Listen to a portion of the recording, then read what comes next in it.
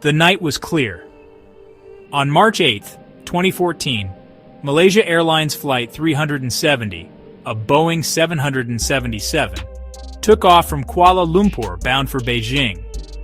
On board, 239 people, families, business travelers, vacationers, settled in for a routine 6-hour flight. The plane, registration 9MMRO, was a modern marvel with an impeccable safety record. As it lifted into the night, everything seemed normal.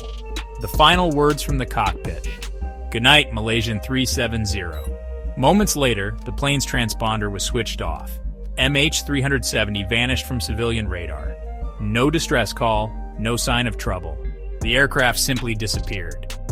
For families waiting in Beijing, the arrival board went from on time to delayed, then to nothing. A state-of-the-art jet, hundreds of people, gone without a trace. In an age of constant surveillance and GPS, the disappearance was unthinkable. The world watched in disbelief as silence from the sky became a haunting mystery. This was not just a crash, it was a vanishing. The void left behind was more than physical. It was a loss of answers, of closure.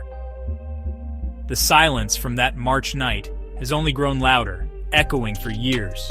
239 souls boarded a flight and never came home. The mystery of MH370 continues to haunt us all.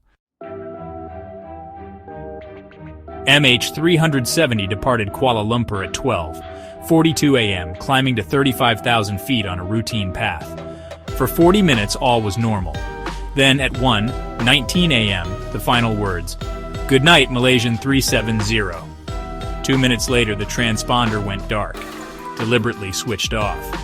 The plane vanished from civilian radar, becoming a ghost in the night. ACARS, the system sending automatic updates, also stopped transmitting. Military radar tracked the plane making a sharp turn west, flying back over Malaysia and out to the Strait of Malacca. This was a controlled maneuver, not a plane in distress. The aircraft flew for over an hour, invisible to civilian eyes. Inmarsat satellites picked up faint hourly pings, showing the plane flew on for nearly 7 more hours. The final ping placed MH370 somewhere along 2 vast arcs, one north, one south.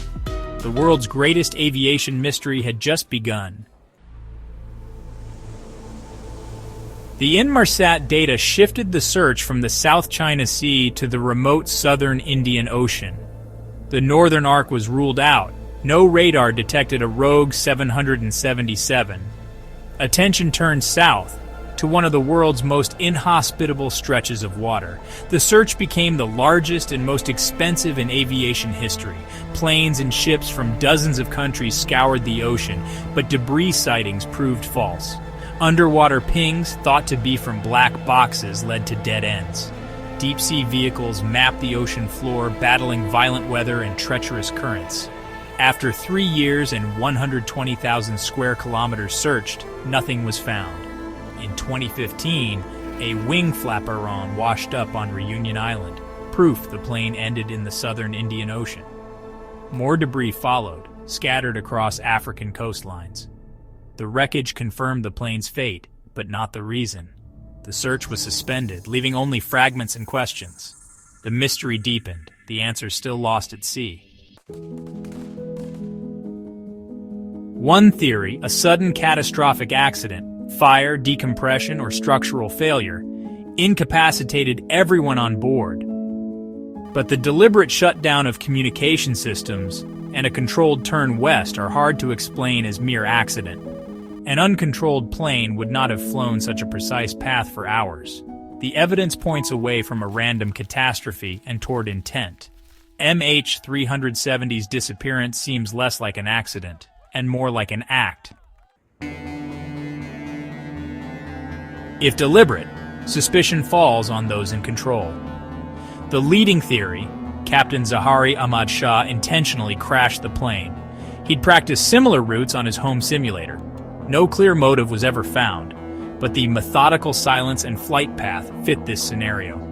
Alternatively, a hijacking by passengers or a stowaway was considered. Disabling the plane's systems and flying undetected would require expertise. No group claimed responsibility, and no evidence of a struggle was found. Both theories leave unanswered questions. Why? Who? How? Without the black boxes, the truth remains locked beneath the waves. Where facts are scarce, conspiracy theories thrive. Some claim MH370 was shot down by a military force, and the search was a cover-up. Others suggest remote cyber hijacking, or that the plane landed at a secret base. These theories rely on speculation, not evidence. The official investigation found no proof of foul play or secret landings. Debris found in the Indian Ocean contradicts the idea of a safe landing. The real tragedy misinformation only deepens the pain for families seeking truth. Over a decade later, MH370's disappearance remains an open wound. The mystery endures because it exposes our deepest fears: our faith in technology, our trust in safety, our illusion of control. For the families, the pain is endless. No closure, only questions.